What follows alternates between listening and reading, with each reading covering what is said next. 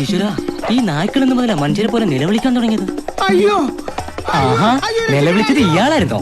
താനെന്തിനാ പട്ടിയിട്ട് ഓടിക്കുന്നേ? ഞാൻ ഓടിച്ചതല്ല, എന്നെ കണ്ട് പേടിച്ചോടിയതാണ്. അതിന് താനെന്തിനാ ഓടുന്നത്? കുട്ടി പറഞ്ഞ കളറിക്കൽ അച്ഛനക്കുട്ടി ജീവൻ വേണമെങ്കിൽ ഓടിക്കോ ചെണ്ടക്കാരെ.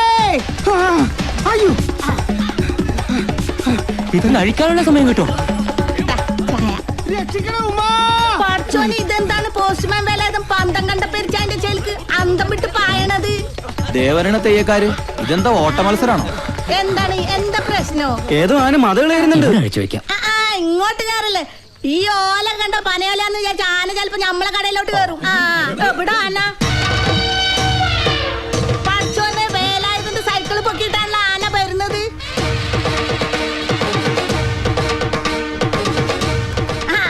ഇതാന തന്നെ, കളരിക്കൽ തറവാട്ടിലെ ഒറ്റക്കൊമ്പൻ അച്യുതൻകുട്ടി.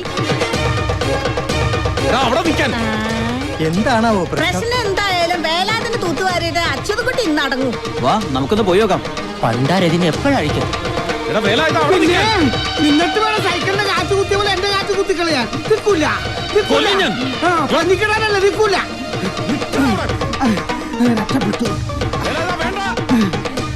എന്റെ ഓങ്ങല്ലൂർ ഗണപതി, ഈ ഒറ്റ കൊമ്പനി നിന്നെ രക്ഷപ്പെടുത്തി ഒരു കിലോ പഴം തന്നേക്കാവേ.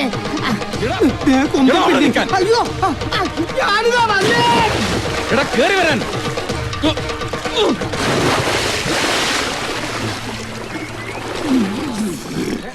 എന്റെ പൊന്ന അച്യുതൻകുട്ടി ചാടരുത്, എന്നെ മുക്കി കൊല്ലരുത്. കുഞ്ഞുകുട്ടി പരാധീനക്കാരനാണ്. പരാധീനം മാറ്റാൻ മാന്യമായ ഒരു തൊഴില് സർക്കാർ നിനക്ക് തന്നിട്ടില്ലേ? ഉണ്ട്.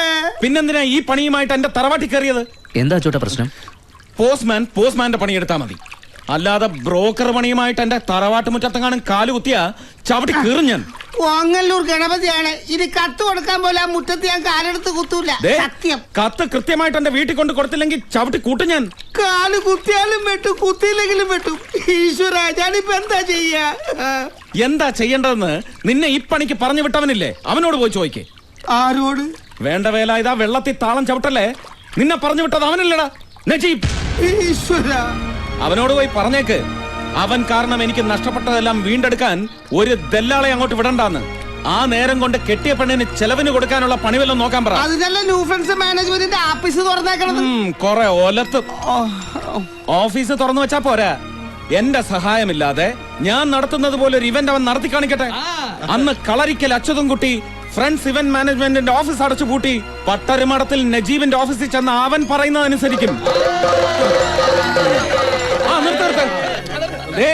ഞാൻ വെല്ലുവിളിച്ചിരിക്കുക, ഈ നാട്ടുകാരെ സാക്ഷി നിർത്തി ചന്ദമനോട് പറഞ്ഞേക്കടാ.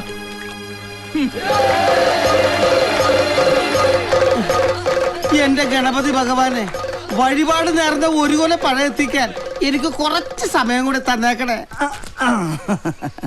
തനിക്കിത് വേണം.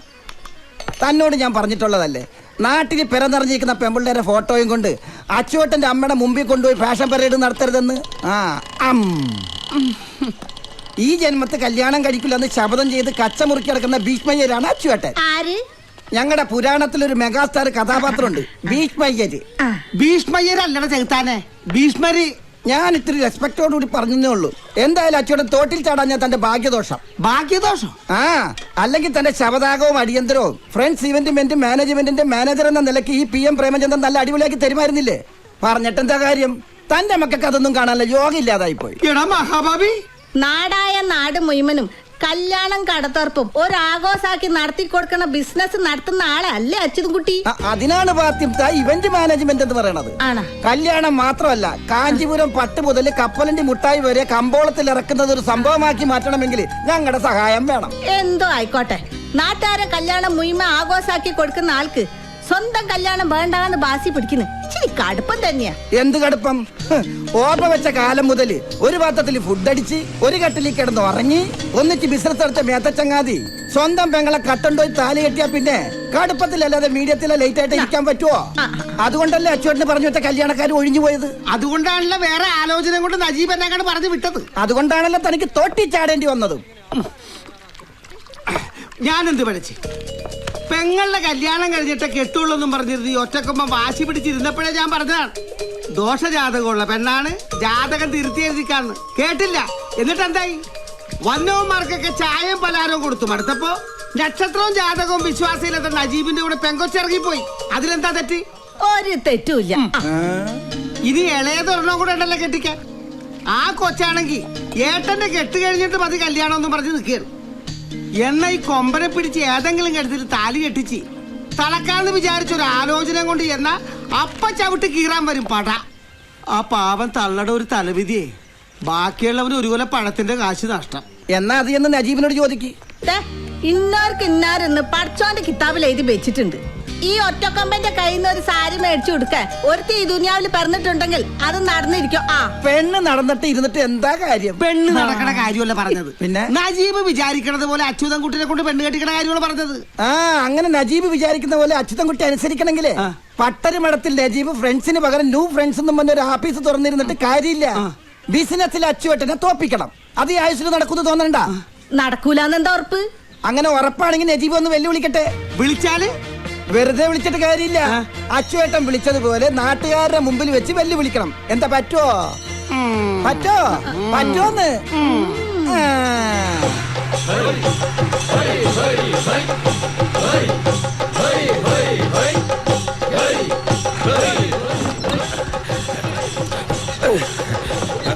മതി, ഇനി കൊട്ടൊക്കെ വെല്ലുവിളി കഴിഞ്ഞിട്ട് എല്ലാവരും ഇറങ്ങിക്കോ.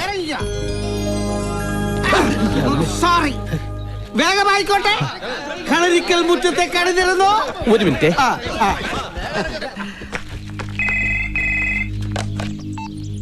ഹലോ ഹലോ, ആദരേത് ഞാനാ CM. എന്താ CMA? എവിടുന്നാ? അങ്കത്തട്ടിന്നാ. അങ്കത്തട്ടിന്നോ? മനസ്സിലായില്ല. അതൊക്കെ പറയാം. ഫോൺ നജീബിനൊന്ന് കൊടുത്തേ. ശരി. നജീക്ക, ദേ CM വിളിക്കുന്നു. കാവിലേക്കുള്ള പിരിവൊക്കെ കൊടുത്തതാ. പിരിവിനല്ല, സാക്ഷികളാവാൻ കുറച്ച് നാട്ടുകാർ വേണമെന്ന് പ്രേമേന്ദ്രൻ മാനേജർ വിളിച്ചിട്ട് വന്നതാ. സാക്ഷികളോ? എന്ത് സാക്ഷികള്?